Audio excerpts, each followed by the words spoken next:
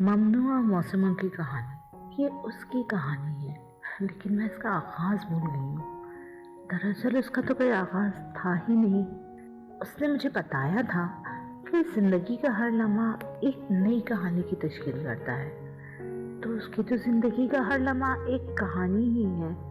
مجھے لگتا ہے کہ یہاں اس نے مجھ سے چالاکی کی ہے اور جان بوجھ کر مجھے اس آغاز سے بے خبر رکھا ہے۔ اب میں ہر لمحے کی کہانی تو بیان نہیں کر سکتی، لیکن میں کوشش کروں گی کہ کچھ اہم لمحے میری گرفت میں آ جائیں۔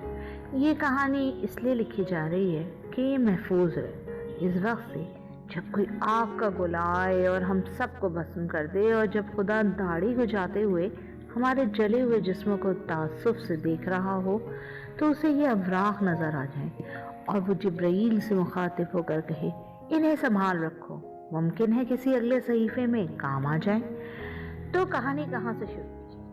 ویسے تو کہانی جبرائیل کو ملنے والے صحیفے سے ہی شروع کی جا سکتی ہے اور اس حکم سے بھی شروع کی جا سکتی ہے، لیکن ہم اس کے کچھ اور پہلو بھی دیکھ لیتے ہیں۔ مثلا وہاں سے جب اس نے جنم لیا، وہ پہلی اولاد تھی تو بہت خوشیاں بانٹی گئیں، حسین بھی تو تھی، اسے لاڈ بھی ملا، لیکن ساتھ ساتھ کچھ چہمگوئیاں بھی ہوئیں کہ اس کی ماں کا کوئی بھائی نہیں ہے، تو شاید اب اس کا کوئی بھائی بھی نہ ہو سکے۔ اس کی ماں جو چہک رہی تھی یہ سن کر مرجھا سی گئی اور اسے پرے دھکیل دیا۔ اس کی ماں نے سوچا کہ آخر زندگی ایسی کیوں ہے، ایک پل کی خوشی بھی مجھے راس نہیں۔ ذرا ہوش آیا تو اس نے دیکھا کہ جیسے کہانیوں میں ایک بادشاہ ہی ہوتا ہے، ویسے ہی اس کے گھر میں بھی ایک بادشاہ ہے جو دراصل اس کا باپ ہے۔ سب گھر والے اسی کی رعایا ہیں، وہ چاہے تو سانس کھینچ لے اور چاہے تو گلے کا ہار بخش دے۔ ایک شام چھت پر اپنے دائیں گال کے زخم کو سہلاتے ہوئے اور اپنے آنسو پیتے ہوئے اس نے سوچا کہ زندگی ایسے تو نہیں ہونی چاہیے۔ زندگی کے عذاب تو پہلے ہی کچھ کم نہ تھے جب ایک صبح اس نے اپنے بستر کو خون میں رنگے دیکھا۔ وہ فوراً اسے غسلخانے میں بند ہو گئی اور اپنی موت کا انتظار کرنے لگی۔ آخر بڑی منت سماجت کے بعد ماں اسے کمرے میں کھینچ لائی اور اسے سمجھایا اور بتایا کہ اب وہ بڑی ہو گئی ہے، اسے کوئی خوشی نہ ہوئی یہ سن کے۔ پہلے تو اسے صرف گھر کی حکومت سے گلے تھے، اب خود اپنے وجود سے بھی شکوے ہونے لگے۔ میرا یہ جسم باعث شرم کیوں ہے، یہ چھاتیاں میں نے تو نہیں اگائیں۔ بازار میں چلتے ہوئے اسے یوں محسوس ہوتا کہ ہر رات اس کو چھونے دبوچنے کے لیے آگے بڑھ رہا ہے۔ اسے لگنے لگا کہ اس کا وجود ناجائز، گندا اور اب ایک بوجھ ہے۔ دو آنسو ٹپکے لیکن اس نے چھپا لیے۔ گھر کی آمریت سے گھبرا کر اس نے آنسو باہر لانا ہی چھوڑ دیے تھے۔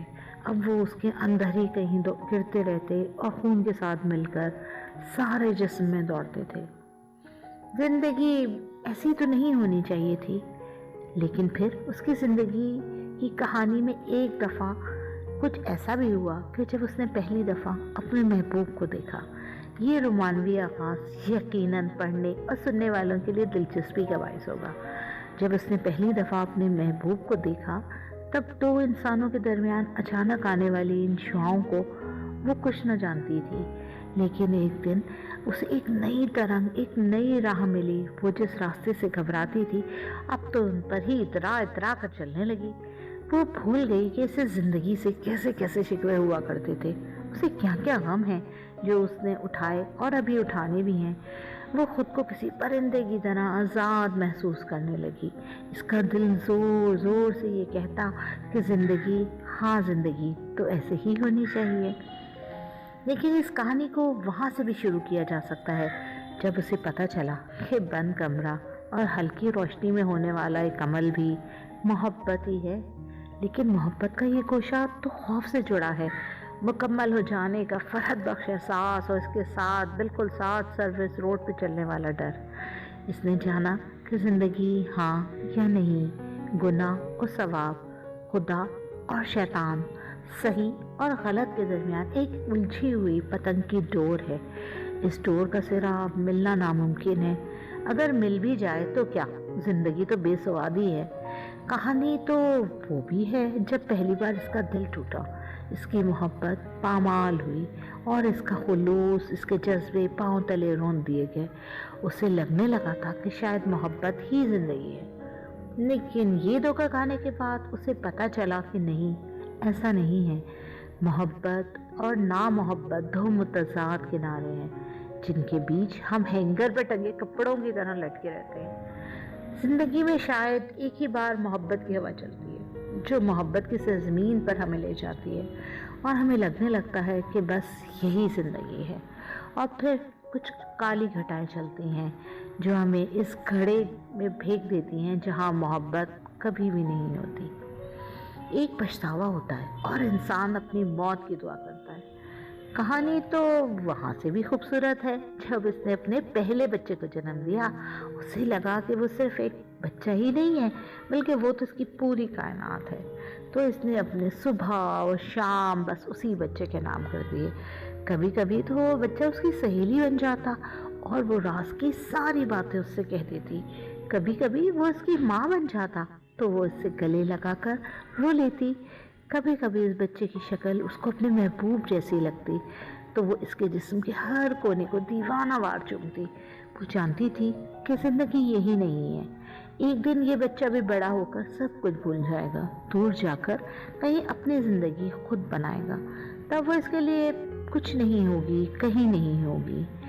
کہانی تو زندگی کی ان 6 مہینوں کی بھی ہو سکتی ہے جب وہ بستر پر لیٹے چھت پر گھومتے پنکھے کو تکتی رہتی تھی۔ اس کے ڈاکٹرز نے اس کو کہہ دیا تھا کہ وہ اب صرف 6 ماہ کی مہمان ہے۔ اس کی آنکھوں کے وہ سفید ڈولے جو اپنی سفیدی کے باعث کبھی نیلے بھی لگتے تھے اب مان بھر چکے تھے، اب ان پر پیلے رنگ کی ایک تہ بن چکی تھی۔ اب وہ کچھ نہیں کھا سکتی تھی، اس کے ہونٹوں پر ایک پپڑی سی جمی رہتی۔ اگر وہ کچھ کھا لیتی تو وہ خوراک بھی اس کے خشک ہونٹوں پر جم سی جاتی جنہیں وہ زبان سے اتارنے کی کوشش کرتی رہتی۔ اب اس کے گال پچک چکے تھے، ہاتھوں کی کھال لٹک چکی تھی، اس کی چھاتیاں جو کبھی اسے مصیبت لگا کرتی تھیں اب گوشت کی دکان پر لٹکی ہوئی اوجڑی کی مانند معلوم ہوتی۔ اسے بستر کے سہارا دے کر جب اٹھایا جاتا تو اس کی گلے کی رگیں دھاگوں کی طرح تھن جاتی، لیکن اس کے ناک میں چمکتی ہوئی سونے کی لونگ کی چمک اب بھی قائم تھی۔ وہ ان 6 ماہ میں سب کو یاد کرتی رہی، اپنی سہیلی کو بھی جس کے ساتھ اس نے گرمیوں میں لمبی لمبی دوپہریں گزاری، اپنی پہلی کلاس کی استانی کو یاد کیا، اس لڑکے کو بھی یاد کیا جس نے کبھی پہلا محبت نامہ اس کے نام لکھا تھا۔ مرنے سے 3 گھنٹے اور 10 منٹ پہلے بند ہوتی ہوئی آنکھوں کے دھندلکی میں کسی کی یہ سرگوشی اس کے کانوں سے آ ٹکرائی کہ بس اب کہانی ختم ہونے کو ہے، بس اب یہ کہانی ختم ہو گئی ہے۔